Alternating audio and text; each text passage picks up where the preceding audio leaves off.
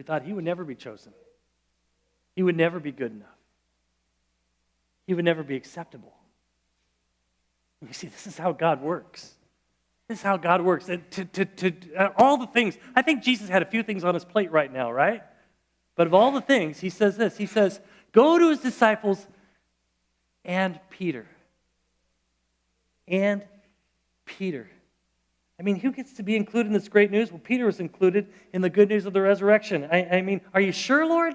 Are you sure? I mean, this is Peter. Peter who denied Jesus. Peter who didn't think God would ever want him again. Peter who didn't think he had a right to be included with the faithful followers of Christ. Peter who didn't believe he would have a hopeful future. He shouldn't have. He really shouldn't have. He didn't deserve it, and that's the whole point. Here's the point. How often do you feel the same? You who believes you are not good enough for God. You who is convinced God doesn't know your name. You who doesn't believe that Jesus' death and resurrection is for you. You see, this is the great invitation. Easter is for everyone. I remember when I was talking with our staff and we were coming up with the title for today, and I was telling them I wanted to call it "And Peter," and they said, I think we should call it "And You." I said, that's the dumbest thing I ever heard.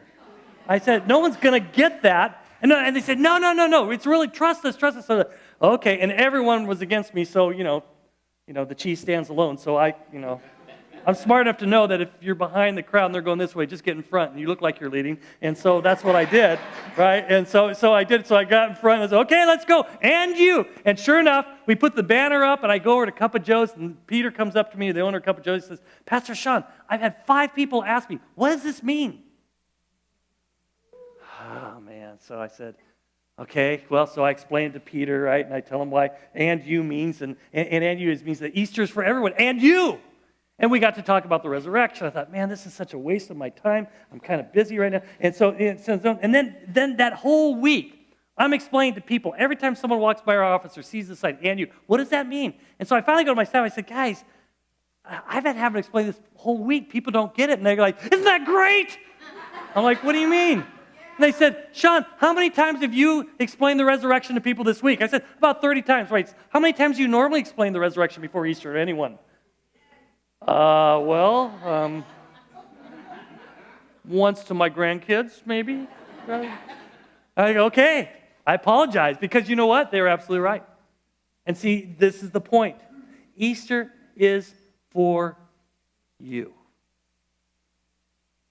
Romans says, if you confess with your mouth Jesus is Lord and believe in your heart that God raised him from the dead, you will be saved. You see, God wants to celebrate the truth of his resurrection with you. God wants you to be included in the family of God. God wants you to experience his love. God wants you to experience his power. God wants you to know that you are accepted. God wants you to know that you belong. God wants you to know that Jesus gave his life for you. For you. For you.